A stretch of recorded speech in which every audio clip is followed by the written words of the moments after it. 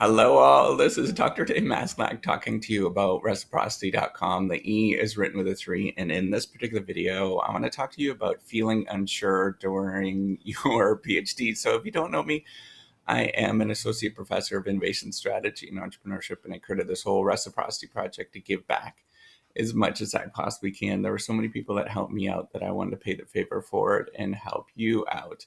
All right, so feeling unsure during your PhD is absolutely normal. This is actually one of my first videos that I put out that was directed at doing a PhD, and it was all about PhD uncertainty. And we all feel very unsure whenever we do our research.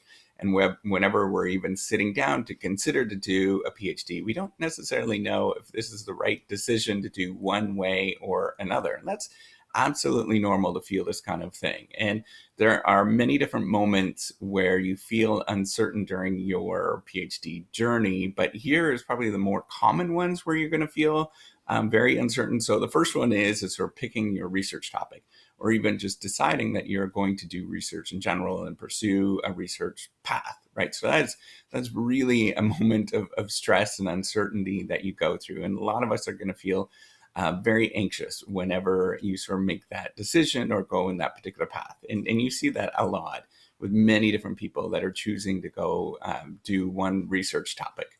Then you often feel very unsure whenever you're doing data analysis, because you don't know whether the thing that you're doing is the right possible thing that you should be doing, right? We all feel that way whenever you're looking into the data, whether you are choosing this particular way of analytical technique, or choosing this particular, maybe it's doing an average or a mean versus doing this or a median.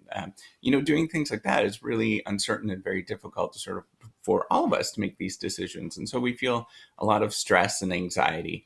And then you often feel very unsure about whether you're actually done with a particular topic or a particular research paper or whatever that you're working on, right? You don't know whether you've sort of wrapped everything up, but you kind of know, but you don't necessarily know if this is done. And so we often feel, and there's lots of different emotions that you feel whenever you're unsure.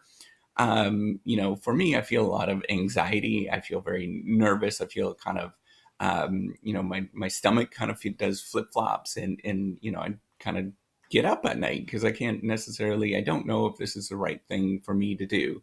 And this unsure nature is really normal with most people are doing a PhD. And that's probably the biggest thing that you will learn, is that the whole path is being very unsure about yourself. And so there's kind of two ways that people sort of respond that I've seen, and maybe there's many other different ways in terms of responding when they have this sort of unsure feeling. The first way is that people will dig in their heels and they will defend their particular position, that this is the best possible way that they should do it, right? So they get really stubborn and rigid with their pursuits.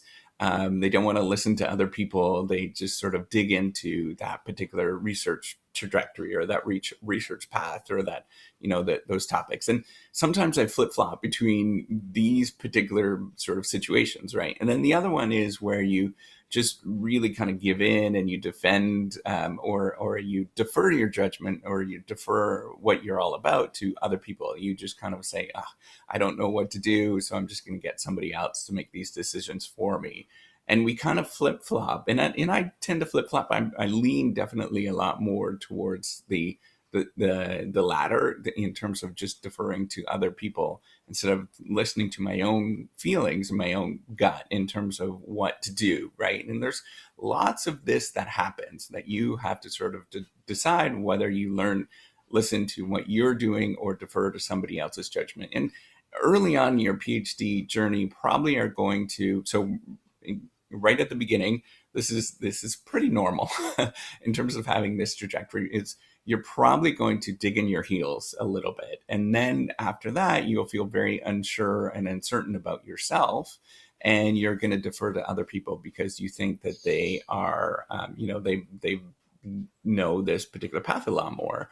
And then after, so what's happened to me is I'm starting to build my own voice, my own what I'm about. And I'm trying to choose a third alternative. And this is maybe the best possible way that you should sort of try to do this as well, is where whenever you feel these emotions of being unsure, use it as a moment to sort of give yourself a signal. It's a signal, these emotions that you're feeling, that this is a moment of sort of important decisions that you have to make.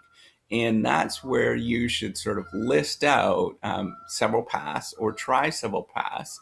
Maybe it's two different ways to do this, and you kind of think through what is the best possible path for those particular for that particular decision, right? So you feel uncertain, and you're like, well, I just don't know what to do. So just write, maybe it's a page or a couple of paragraphs about doing one way or the other, and sort of think about the different alternatives. And really kind of outline in terms of just sort of think about the different paths that you can go and make these decisions. It's going to really help with this unsure sort of feelings that you get and the anxieties that you get. It helps me a fair bit whenever I get stuck. And normally what I'll do is I'll try to maybe pursue both paths for just a little bit and spend a little bit of time thinking through those different paths, and then choose one that seems a little bit better than the other. And it's the reason why you're doing this is, first of all, if somebody, you're going to sort of decide and make sense that this is the best possible path. And so you can feel a little bit more comfortable with choosing that particular trajectory, right? So if you have research topics that you want to choose to go and do, you're kind of unsure about which one you do, well, you just write, a page about each different research topic and choose the best one from there, and you can kind of have better strength in that, right? And then the other thing is that if somebody asks, and they inevitably will ask, you say, well, we tried both approaches or two different approaches, and this one seemed to be the best possible one.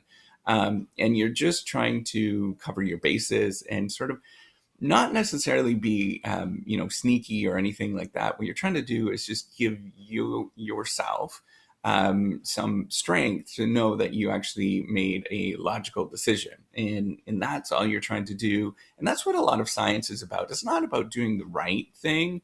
It's about sort of having a logical pathway in terms of what you chose to do, because there's infinite number of pathways that you could choose in terms of making these decisions along the way, and you just have to have a little bit more rationale about why you choose one or the other. And often these rationales, we kind of do a post hoc and sort of say, this is the thing we chose, right? We went into this particular research topic because it made most sense for me, but and then you look back and try to make a rational decision after it in terms of why this actually happened.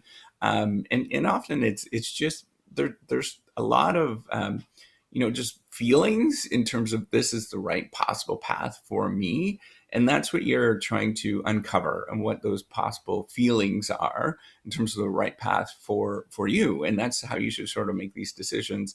And as long as you sort of exercise and decide and have a rationale why you chose one way or the other, that's really the most important part with science, is making sure that you have that you chose the best possible path for you at that time, and it makes sense for why you chose that particular thing. There's never a right or wrong path to go in terms of this. In terms of maybe it's the data analysis that you chose to do, you just have to make sure that it's written down. You sort of thought through it at the beginning, and then the last thing, and this is the most important thing, is just to take the steps forward whenever you feel unsure. Just really take small baby steps, and think about these small baby steps as you're just taking steps forward. And a lot of people, including myself, will not want to take these baby steps. But once you start digging into it, you're going to feel a little bit more comfortable with taking those different baby steps. So that's what I would recommend in terms of feeling unsure during your PhD and what to do with your research. And we have these moments all the time, not every single day, but on a monthly basis, where you're going to feel unsure about what you're doing. You just want to sort of think through and have a logical sequence on why you chose the particular path that you chose, and just write that down. That's really all you have to do, and make sure that it's open and upfront. in terms of the decisions that you make. And, there's an added bonus with this is that you're writing content down. And that's a big sort of thing with doing your thesis. It's just having content down. And then you have all of the stuff written down in terms of you chose this way or that way. And, that goes in terms of writing up the research paper, and then you're done once you've done that. So in terms of feeling unsure during a PhD, just rationally think through in a couple of paragraphs in terms of doing this way or that way, and then after that, take the steps forward and just take baby steps forward, and then it'll become a little bit more clear in terms of the path that you should choose to do. So that's all I wanted to talk about with this video. Hopefully you like it. Give me a thumbs up if you like it. Do subscribe to the YouTube channel. I do appreciate it. Take care and have a wonderful day. Oh, and if you want to help out with the reciprocity project, go and purchase some credits, and then see if you can get some feedback on your writing. It does really help out. All right, take care and have a wonderful day. Bye.